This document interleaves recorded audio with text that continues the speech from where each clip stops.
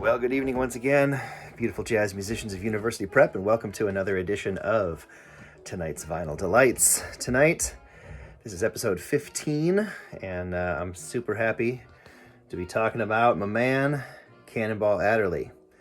This is the album presenting Cannonball, recorded in 1955 on the Savoy Records label. This is a French reissue.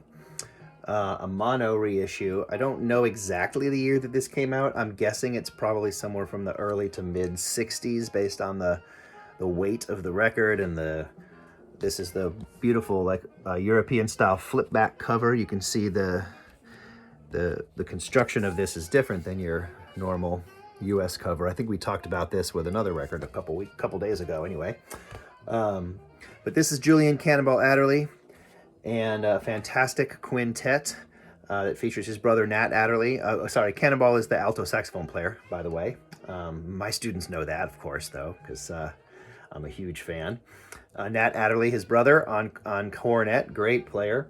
And then Savoy Records in the 50s, they put out a ton of jazz music, and on many, if not most of the records, they used what they had. They sort of had a house rhythm section, and the house rhythm section was Hank Jones on piano, Kenny Clark on the drums, and Paul Chambers on the bass. That's the band right there, killer band. And this is the fellas. I think, I'm not entirely sure, maybe somebody could correct me if I'm wrong, but I'm pretty sure that picture was probably taken in Rudy Van Gelder's mother's living room. Rudy Van Gelder is the engineer, very famous for engineering and mastering so many of the great jazz records that we know and love.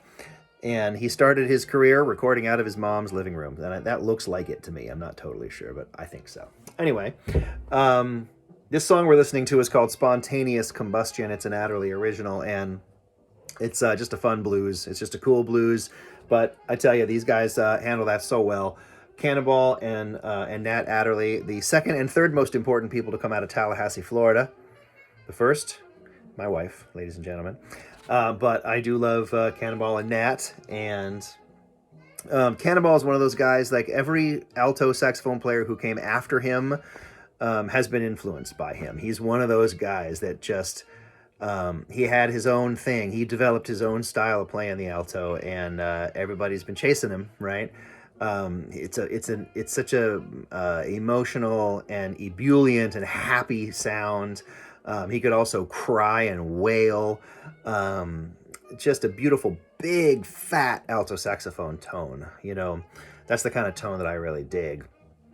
And I just can't get enough of this guy. Just his playing is so fantastic. His brother Nat, also incredible player. Here he is now, playing the cornet, which is a cousin of the trumpet. And one of the things I love about Nat, his harmonic sense is terrific. One of the things I love about him is how well and judiciously he uses the upper register. He gets up there, but he's got total control.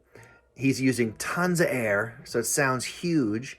And he's got ideas up there. He doesn't just go up high to scream. Like, he's still playing stuff. He's like dealing up there in the stratosphere, which I think is great. And then again, the rhythm section just can't be beat. So just rock solid all the way through. This is one of those songs, I don't know, maybe it was written in the studio. Like, maybe they just threw this together at the last second. Maybe this was part of their set they played. I don't really know much about the song, other than I just dig it. Just the whole rhythm of it, the shuffle beat, and the way the horns play the melody with sort of that dissonance that's built into it. It's just lovely. So check it out. Another great one to try to cop some licks. Transcribe some of this stuff. All these guys can play pretty fast, and they do play pretty fast, but they also have licks throughout their solos that are super tasty, not too fast, not too high. You could definitely get some language and some vocabulary off of this if you spend a few minutes. So I hope you'll check it out. I also hope you'll check out the rest of this record. It is fantastic.